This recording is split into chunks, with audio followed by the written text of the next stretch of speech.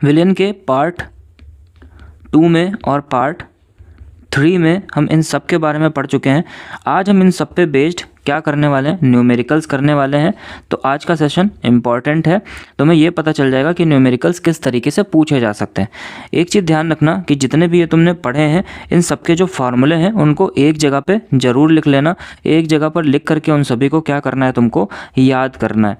ठीक है, जहाँ पे तुम पढ़ते हो बैठकर उसके सामने एक चार्ट बना लो, उस चार्ट पे ये छोटे छोटे छोटे छोटे जो फार्मूले हैं उनको लिखते रहो और उसके बाद उनको डेली डेली देखते रहो। देखते रहोगे तो ये फार्मूले जो होंगे वो याद हो जाएंगे तुम्हें। ठीक है, चलो आज की वीडियो शुरू करते हैं। देखते हैं अपना पहला न्यूमेरिकल। जल में यूरिया का एक विलयन भारानुसार 6% है। भारानुसार का मतलब क्या होता है, वहीं जो तुमने अभी पढ़ा था W/W, परसेंटेज W/W। ठीक है, 6% है। विलयन में यूरिया और जल का मोल प्रभाज ज्ञात कीजिए। यूरिया का अणुभार दे रखा है 60 ग्राम प्रति मोल और प्रश्न देखो कितनी बार पूछा गया है, 8, 11, 16, 17। तो इंपॉर्टेंट प्रश्न है, एक बार खुद से ट्राई करो। बस इसका खेल है इसमें 6% का, बाकी सारी चीज़ें वही हैं, आसान है। देखते हैं इसका सॉल्यूशन। तो जल में यूरिया का एक विलयन भारानुसार 6% है। अब ये जो भारानुसार 6% है, इसका मतलब क्या होता है? भारानुसार 6% का मतलब ये हुआ कि अगर हमारे पास विलयन कितना है 100 ग्राम, तो उसमें 100 ग्राम किसमें, विलयन में, तो 100 ग्राम विलयन में कितने ग्राम यूरिया होनी चाहिए? 6 ग्राम यूरिया होगी। ये मतलब है किसका, इस 6% भारानुसार का मतलब क्या है कि 100 ग्राम विलयन में कितनी होनी चाहिए? 6 ग्राम यूरिया होगी। अब अगर 100 ग्राम में 6 ग्राम यूरिया है तो बाकी का क्या होगा? बाकी का जल होगा। ठीक है, 100 ग्राम विलयन में अगर 6 ग्राम यूरिया हो गई तो बाकी के बचे कितने? 94 ग्राम, तो वो क्या हो जाएंगे? जल। ठीक है, तो यहाँ से तुम्हें क्या क्या बात पता चल रही है? पहली बात तो ये कि यूरिया कितनी है इसमें, यूरिया की मात्रा, यूरिया का द्रव्यमान या यूरिया की मात्रा कितनी है? 6 ग्राम। ठीक है, और यूरिया है क्या? विलेय, और विलायक यानी कि जल, जल की मात्रा कितनी है या जल का द्रव्यमान कितना है? तो जल का द्रव्यमान क्या होगा? विलयन का द्रव्यमान कितना? 100। 100 में से क्या घटा दोगे? यूरिया का द्रव्यमान 6, तो क्या बचेगा? 94। तो जल का द्रव्यमान कितना आ गया? 94 ग्राम। ठीक है, मोल प्रभाज निकालने के लिए तुम्हें क्या चाहिए होते हैं? विलेय के मोल और डिवाइडेड बाई कुल मोल। ठीक है, तो हमें क्या निकालना है? दोनों के मोल निकालने हैं बेसिकली। तो मैं बात करता हूँ सबसे पहले किसकी? यूरिया की। तो यूरिया की बात करो तो यूरिया की दी हुई मात्रा W कितना दे रखा है? 6। इसका अणुभार M' ये भी दे रखा है कितना? देखो यहाँ पे 60 दे रखा है पहले से ही, 60 ग्राम प्रति मोल। ठीक है, W कितना? 6 ग्राम दे रखा है। अब हमें यूरिया के मोल निकालने हैं, तो N यूरिया, यूरिया को क्या हम U से लिख दें, NU। ठीक है, यूरिया U से हो गया, तो NU बराबर कितना दिया गया भार, यानी कि 6 ग्राम, और बटे उसका अणुभार कितना? 60। 6 से 60 को डिवाइड करोगे कितना आ जाएगा? 1/10, और 1/10 का मतलब कितना? 0.1। अब दूसरी तरफ क्या कर लो, जल का निकाल लो। तो जल को कंसीडर करोगे तो जल की दी गई मात्रा कितनी? W निकाल चुके हो तुम कितना? 94 ग्राम। ठीक है, अब इसका जल का अणुभार कितना होता है? तुम्हें पता है H2O, जल का सूत्र क्या होता है? H2O। ठीक है, ऐसे यूरिया का सूत्र क्या होता है? तो यूरिया का सूत्र क्या होता है? NH2CO NH2। ये मैंने तुम्हें बता दिया, अगर चाहो तो याद कर सकते हो, बाकी इसका अणुभार पहले से दे रखा था। ठीक है, चलो जल का अणुभार कितना होता है? जल का अणुभार कितना होगा? 18 ग्राम प्रति मोल। अब जल के मोल निकाल लो, तो N ऑफ वाटर, वाटर को क्या लिख दिया हमने? W। कितना होगा? दिया गया भार कितना? 94 बटे अणुभार कितना? 18। ठीक है, इसको डिवाइड करना है, तो 94 डिवाइडेड बाई 18 करोगे तो ये आता है कितना? 5.22 मोल। कितना आएगा? 5.22 मोल। ये कितना आया था? 0.1 मोल। अब हमें क्या निकालना है? यूरिया का मोल प्रभाज। तो यूरिया के मोल प्रभाज को हम किससे लिख रहे हैं? XU। ये किसके बराबर होगा? यूरिया के मोल और बटे कुल मोल, यानी कि यूरिया और प्लस वाटर। ठीक है, मान रख दो, यूरिया का मान कितना है?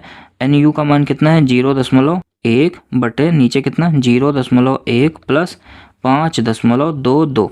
इसको सॉल्व करोगे तो आएगा 0.1 बटा 5.32।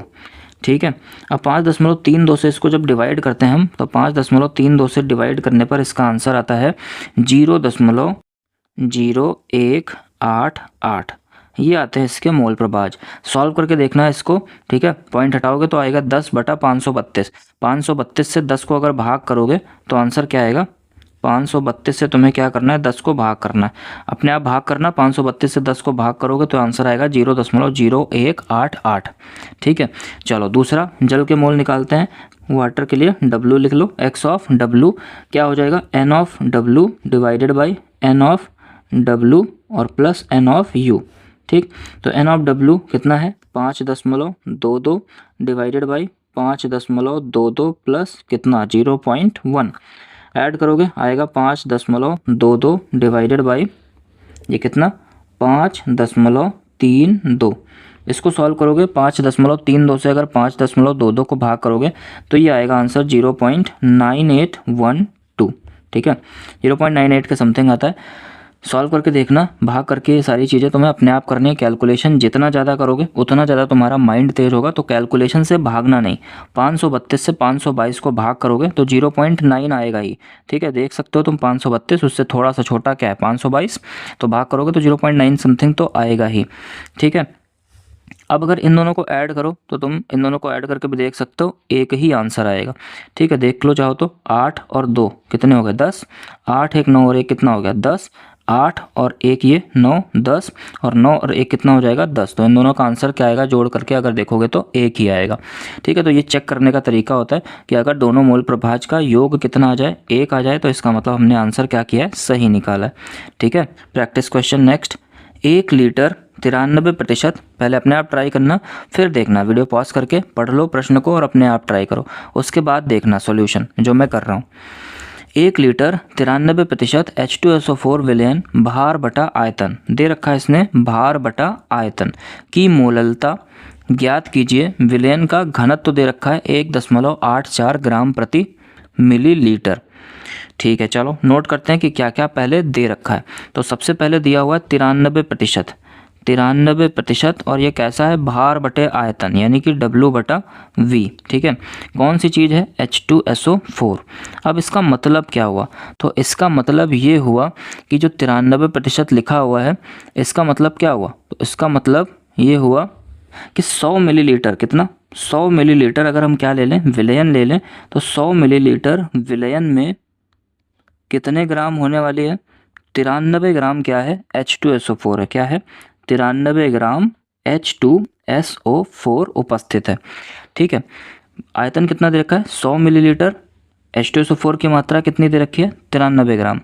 ठीक है, अब आयतन दे रखा है, अगर हम विलयन का क्या निकाल लें, द्रव्यमान निकाल लें यानी कि विलयन का भार, तो वो कैसे निकालोगे, तो देखो घनत्व तो दे रखा है तुमको, तो घनत्व तो बराबर क्या होता है, यहाँ पे लिखोगे क्या, विलयन का घनत्व, विलयन का घनत्व कितना दे रखा है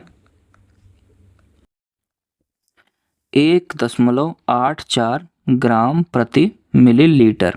ठीक है, और घनत्व का फार्मूला क्या होता है, अगर तुम फार्मूला देखोगे तो घनत्व बराबर क्या होता है, द्रव्यमान और बटे में क्या होता है आयतन, द्रव्यमान बटा आयतन। तो अब देखो हमें क्या निकालना है, घनत्व का मान, विलयन का घनत्व, इसकी जगह पे क्या लिख दोगे, विलयन का द्रव्यमान बटे विलयन का आयतन। तो यहाँ से, और ये घनत्व कितना दे रखा है 1.84, हमें क्या निकालना है द्रव्यमान, तो विलयन का द्रव्यमान अगर देखोगे तो द्रव्यमान बराबर क्या हो जाएगा 1.84 गुणे इसका आयतन, और आयतन कितना दे रखा है ये 100 मिलीलीटर। ठीक है, 100 मिलीलीटर, तो क्या कर दिया हमने गुणे 100, तो ये आ गया किसका, विलयन का द्रव्यमान कितना आ गया 184 ग्राम। ठीक है, क्या आ गया ये विलयन का द्रव्यमान, विलयन का द्रव्यमान कितना हो गया 184 ग्राम। अब अगर तुम्हें विलयन का द्रव्यमान पता चल गया तो क्या तुम इसमें जो विलायक है यानी कि जो जल है, क्या तुम उसका द्रव्यमान निकाल सकते हो, तो बिल्कुल निकाल सकते हैं। विलायक, विलायक यानी कि क्या चीज़ विलायक है, जल, तो उसका द्रव्यमान क्या हो जाएगा, जल का द्रव्यमान क्या हो जाएगा, विलयन का द्रव्यमान, विलयन का द्रव्यमान माइनस किसका, विलेय का द्रव्यमान, यही तो होगा। तो विलयन का द्रव्यमान कितना 184, और विलेय का द्रव्यमान, विलेय क्या है H2SO4, उसका द्रव्यमान कितना 93। ठीक है, घटाओगे इसको तो क्या आ जाएगा, 4 में से 3 घटाओगे 1, और 18 में से 9 घटाओगे तो क्या आएगा 9, तो विलायक कितना हो गया हमारा 91 ग्राम और विलेय कितना हो गया 93 ग्राम। ठीक है। अच्छा, अब तुम कंफ्यूज हो रहे होगे क्या कि विलायक कितना है 91 ग्राम है और विलेय कितना है 93 ग्राम है, तो ये उल्टा कैसे हो गया, विलेय की मात्रा कम है और विलेय की मात्रा ज़्यादा है और विलायक की मात्रा क्या है, कम है। तो एक कॉन्सेप्ट तुम्हें पता होगा कि जो घुलता है, मैंने पहले वीडियो में बताया था पार्ट 1 में, जो घुलता है उसको क्या बोलते हैं विलेय और जो घोलता है उसको क्या बोलते हैं विलायक। ठीक है, ये चीज़ पहले मैं बता चुका हूँ क्या कि जो घुलता है उसको क्या बोलते हो विलेय और जो घोलता है उसको क्या बोलते हो विलायक। ठीक है, तो यहाँ पे घोल रहा है कौन, जल, और घुल रहा है क्या उसके अंदर H2SO4। तो इसलिए यहाँ पे उस बात से कंफ्यूज मत हो जाना। ठीक है, विलायक क्या हो गया हमारा, जल कितना है 91 ग्राम और विलेय क्या है हमारा H2SO4 कितना है 93 ग्राम। ठीक है, अब अगर तुम्हें द्रव्यमान पता चल गया दोनों का तो क्या निकाल सकते हो, दोनों के मोल, क्योंकि तुम्हें निकालना क्या है, अच्छा मोललता ज्ञात करनी है। ओके, तब तो आसान है। मोललता का फार्मूला क्या हो जाएगा, मोललता का फार्मूला क्या होता है, विलेय के मोल और बटे विलायक का द्रव्यमान और गुणे 1000, ये होता है। तो हमें सबसे पहले क्या निकाल लेने हैं, विलेय के मोल। विलेय क्या है H2SO4, तो हम क्या निकाल लेते हैं H2SO4 के मोल, H2SO4 के मोल। और मोल निकालने के लिए फार्मूला क्या होता है, दिया गया भार बटे H2SO4 का क्या अणुभार। दिया गया भार कितना 93, H2SO4 का अणुभार कितना होता है, तो H2SO4 का अणुभार अपने आप से निकालना, हाइड्रोजन का 2, सल्फर का 32 और ऑक्सीजन का 16 गुणे 4 कितना 64। 64 और 32 कितने हो गए 96 और 2 कितने 98, तो इसका कितना आता है भार 98। ठीक है, 98 इसको सॉल्व करोगे 93 बटे 98। ठीक है, ऐसे लिखा रहने दो चाहो तो, चलो 93 बटे 98 सॉल्व करना, और 93 बटे 98 यहाँ पे रख दिया हमने इसके मोल 93 बटा 98 गुणे विलायक का द्रव्यमान W कितना था 91 और ये गुणे हो गया कितना 1000। इसको तुम्हें सॉल्व करना है 10.428, क्या आएगा, ये आना चाहिए 10.428 और मात्रा किसका क्या हो जाएगा मोल प्रति किलोग्राम। ठीक है, ये आंसर आना चाहिए। इसको सॉल्व करोगे तो 10.428 आएगा। ओके, अपने आप से सॉल्व करके देखना कैसे करना है, ये तुम्हें पता होना चाहिए। एक बार फिर से इन क्वेश्चंस को अपने आप प्रैक्टिस जरूर करके देखना। ठीक है, इंपॉर्टेंट है प्रश्न। अगले प्रश्न पे आते हैं। 96% सल्फ्यूरिक अम्ल भार बटे भार का आपेक्षिक घनत्व 1.84 है। इस अम्ल की मोलरता और नॉर्मलता ज्ञात कीजिए। पहले अपने आप प्रैक्टिस करो, W बटा W दे रखा है 96%, अपने आप प्रैक्टिस करो। ठीक है, उसके बाद देखना, देखो 96% W बटा W, इसका मतलब क्या हुआ, तो जो 96% W बटा W है इसका मतलब क्या हुआ कि कितने में 100 ग्राम, W बटा W का मतलब क्या होता था 100 ग्राम विलयन में, 100 ग्राम विलयन में कितना 96 ग्राम क्या है H2SO4। सल्फ्यूरिक अम्ल क्या होता है H2SO4। 100 ग्राम विलयन में H2SO4 कितना है 96 ग्राम। यानी और अगर तुम आयतन यहाँ पे देखो घनत्व दे रखा है, मोलरता निकालने के लिए तुम्हें क्या चाहिए, तो मोलरता का फार्मूला क्या होता है मोल बटे आयतन लीटर में। नॉर्मलता क्या होता है ग्राम तुल्यांक बटे आयतन लीटर में। तो दोनों ही केस में तुम्हें आयतन चाहिए। घनत्व तुम्हें दे रखा है, तो घनत्व बराबर क्या होता है द्रव्यमान,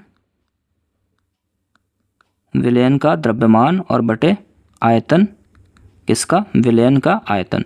तुम्हें आयतन निकालना है। ठीक है, तो विलयन का आयतन, विलयन का आयतन कैपिटल V बराबर क्या हो जाएगा, यहाँ से विलयन का आयतन किसके बराबर हो जाएगा द्रव्यमान बटा घनत्व। द्रव्यमान, विलयन का द्रव्यमान और बटे उसका क्या घनत्व। अब देखो भला द्रव्यमान कितना है 100 ग्राम, 100 ग्राम और बटे घनत्व कितना है 1.84। ठीक है, 1.84। अब 1.84 अगर यहाँ पे यूनिट कुछ नहीं लिख रखी है इसकी इकाई, तो इकाई क्या मानोगे हमेशा ग्राम प्रति मिलीलीटर ही मानोगे। ठीक है, ग्राम प्रति मिलीलीटर ही मानोगे।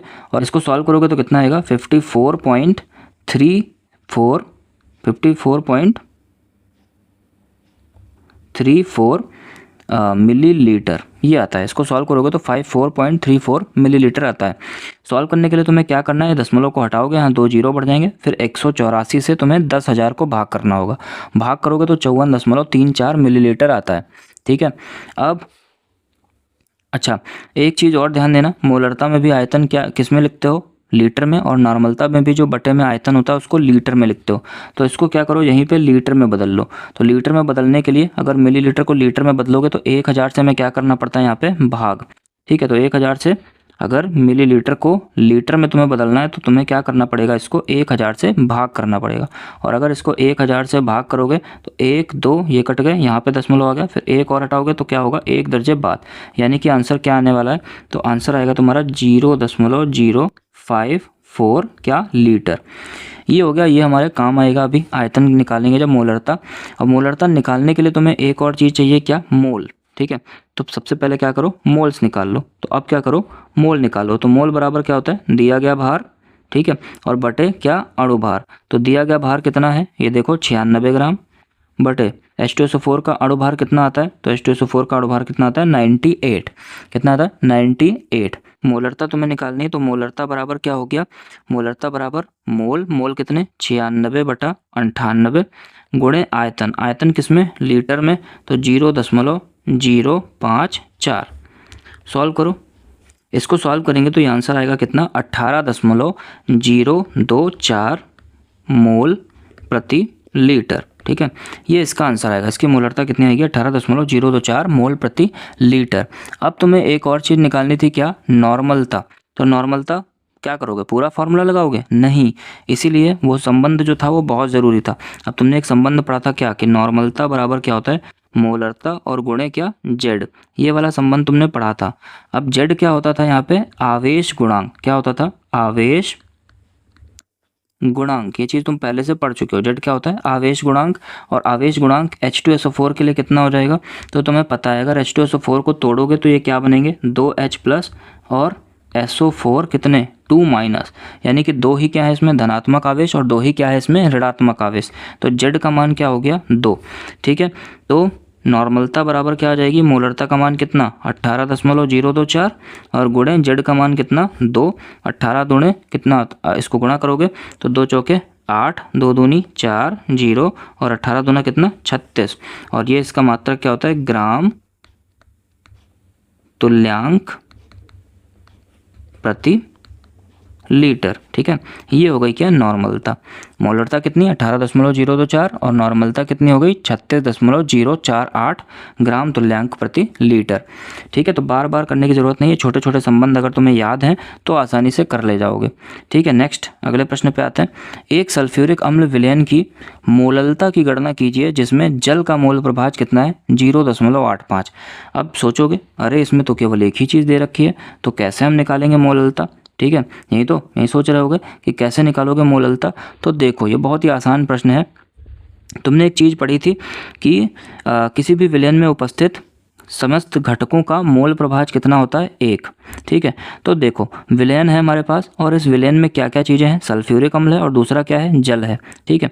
तो अगर जल का मोल प्रभाज कितना दे रखा है, 0.85, तो सल्फ्यूरिक अम्ल का मोल प्रभाज निकाल लोगे क्या, बिल्कुल निकाल लोगे। कैसे, सल्फ्यूरिक अम्ल का मोल प्रभाज मैं ये लिख रहा हूँ, क्या, H2SO4, X of H2SO4 plus X of water, ये कितना होना चाहिए, हमेशा 1 होना चाहिए।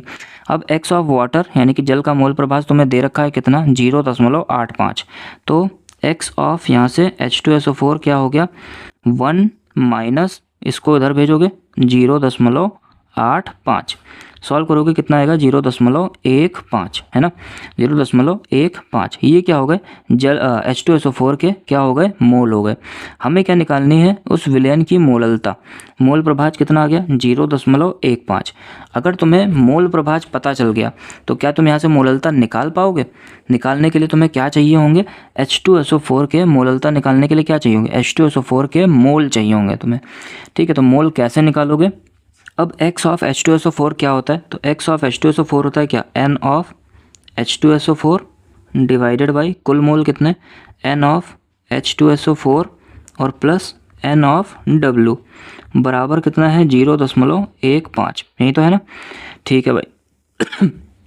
इसको इधर भेजो, मल्टीप्लाई करो, n ऑफ H2SO4 बराबर क्या हो जाएगा 0.15 n ऑफ H2SO4 और प्लस 0.15 n ऑफ क्या W, n of W, n of H2SO4 इधर भेज रहा हूँ मैं, तो ये क्या हो जाएगा n of H2SO4 minus 0.15 n of H2SO4 बराबर 0.15 n ऑफ W।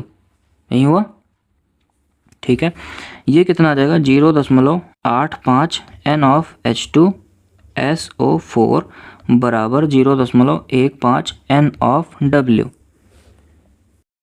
अगले स्टेप में क्या होगा, ये तो हो गया 0.85 n ऑफ H2SO4, ठीक है। किसके मोल, H2SO4 के मोल बराबर 0.15 n ऑफ W।